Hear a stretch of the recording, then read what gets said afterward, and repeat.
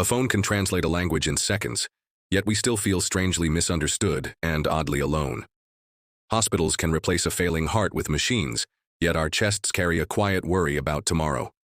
Planes cross oceans overnight and messages cross continents instantly, yet a fog of unease lingers in homes and offices. Here is our paradox: dazzling triumphs in technology, paired with a deep cultural anxiety we cannot easily debug. To untangle it, we must ask what we mean by progress and how we would recognize it if it stood before us. For some, progress is material abundance with longer lives and fewer daily risks. For others, progress is moral growth and wiser institutions that reduce harm and widen dignity. Many care most about the felt quality of living, the sense that days matter, and relationships truly breathe. These definitions diverge because progress is not a straight road, but a braided river that shifts with its banks. The Enlightenment offered a bold optimism that reason, science, and open debate could steadily improve human life. It pictured knowledge compounding like interest, and institutions learning from error instead of repeating it. Modern voices echo parts of this hope, pointing to long-run declines in extreme poverty, child mortality, and illiteracy. Steven Pinker argues that violence has fallen over centuries, and that many indicators look better than our headlines admit. That optimism reads trends, not moods. It trusts data over doom when zoomed out across generations. Yet critics counter that averages can hide fractures, and that progress often shifts problems rather than solving them outright. They warn that gains can be uneven, ecological debts can accumulate, and institutions wobble when trust thins. So the live question is not whether progress exists, but which progress counts, who benefits, and what costs remain unseen. Consider material advances first, the changes saturating our routines that once looked like sorcery to our ancestors. Smallpox, a centuries-long terror, was coordinated out of existence by science, logistics, and a stubborn belief in shared protection. Water treatment, sewers, and vaccines rarely headline stories, yet they quietly save lives every hour of every day. Many workplaces became safer because standards, sensors, and norms reframed injuries as failures to learn, rather than the price of business. Food systems in many regions became more reliable and diverse, loosening famine's ancient grip on ordinary families. Electric light stretched the day and refrigeration stretched the meal, subtle revolutions that reshaped labor, leisure, and home rhythms. But the same engines that powered prosperity pumped exhaust into a shared sky and risk into a shared future. Our fuels were powerful and cheap, and their hidden costs arrived slower than our ambition to burn them. We solved darkness and distance with electricity and speed, then discovered fragility in grids, supply chains, and our attention itself.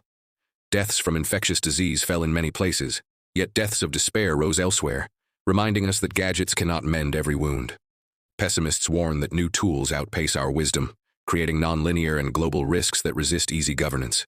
Optimists reply that governance can learn like technology does through humility, iteration, and institutions that bend toward accountability.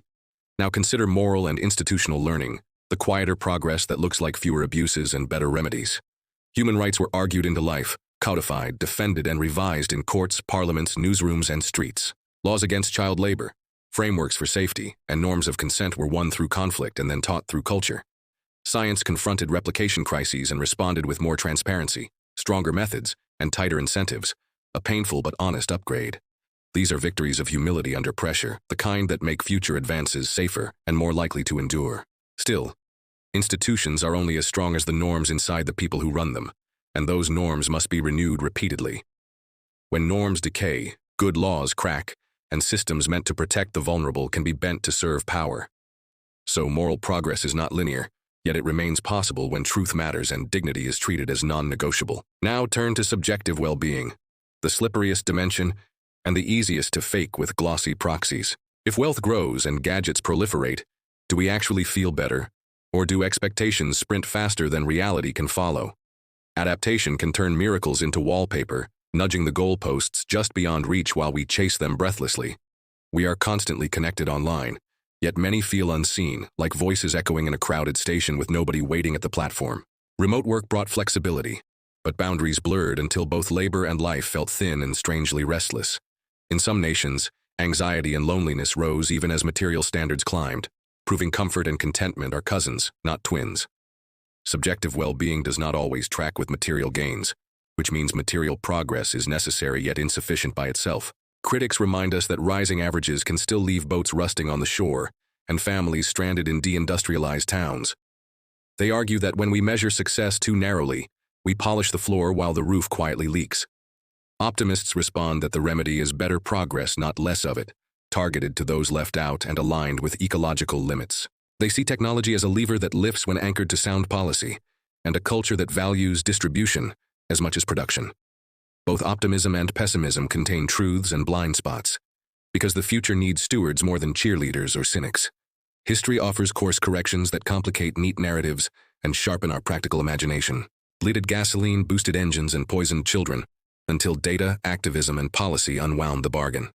Ozone-thinning chemicals were phased out by global agreement, and the sky began to repair itself above our heads. Seatbelts and airbags faced loud resistance in the name of freedom, then became guardians of a deeper freedom to survive and go home. These wins aligned evidence, engineering, and public conscience, showing repair is possible, though never cheap. So what can we do, here and now, amid noisy claims and murky metrics that compete for our attention? Build a personal and local scorecard for progress that goes beyond money and gadgets without ignoring them. Put dignity first, because progress that humiliates people is domination in costume, rather than a step toward flourishing. Practice dignity by treating service workers like partners, designing welcoming spaces, and listening before instructing. Add sustainability, because progress that devours its seed corn is a celebration that ends in an empty field. Live sustainability by using less than we replenish, choosing durable over disposable, and caring for commons like family heirlooms. Place relationships beside productivity, because output without belonging is a sterile victory that starves the heart. Invest in rituals that keep people close, like weekly dinners, neighbor projects, and mentoring that passes wisdom as well as skill. Include lifelong learning, not merely for careers, but because curiosity keeps minds elastic and less afraid of change. Measure contribution as well as consumption, asking what you will create that others will be grateful existed. Add fairness as a habit of noticing who benefits and who pays whenever anything is sold as progress. At the community level, build institutions that can take criticism without collapsing and evolve without forgetting their purpose. Support local experiments that reduce isolation, strengthen health, and build trust, then share honestly what worked and what failed. Reward leaders who change their minds when evidence changes, because that courage sets culture for everyone else. Price hidden costs so we stop pretending that pollution, burnout, or loneliness are free simply because they sit off the balance sheet. Use technology to widen participation rather than merely accelerate convenience, and design tools that empower more than they addict. When the fog of uncertainty thickens, prioritize direction over speed, because rushing blindly makes even good steps dangerous. Favor reversible moves so you can learn quickly without betting the house on your first idea. Seek disagreement from people of goodwill, because a compass is strongest when checked against landmarks as well as needles. Name your values clearly so gains do not seduce you into becoming someone you never planned to be. Carry a simple mental model for the road ahead, something memorable when debates grow loud and charts grow confusing. Imagine humanity as a rope team, climbing a mountain wrapped in shifting fog, laying ladders and anchors as we go. Our gear is better, and our maps are clearer, yet every new ledge reveals risks the valley never taught us to expect. Some climbers cheer that we are higher than ever, while others warn that the ice ahead is thin and treacherous. Both can be right, because progress is not only altitude, but also safety, direction, and who remains on the rope.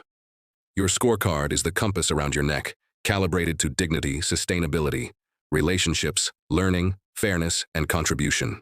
Use it to choose routes that lift not only you, but those climbing beside you, especially the ones with the coldest hands and heaviest packs. Before we part, ask yourself a few questions only your actions can answer with clarity. Which measures of progress genuinely make your days feel more alive, and which merely make your screen glow brighter without feeding your soul? Where are you trading long-term dignity or relationships for convenience, and what tiny reversal could you try this week? Who is still off the rope in your community, and what would it take to clip them in and keep them safe as you climb together? If you enjoyed this video, please like, subscribe, and leave a comment. Progress is a path we lay stone by stone as we climb through fog, guided less by the mountain's height than by the compass of values we refuse to drop.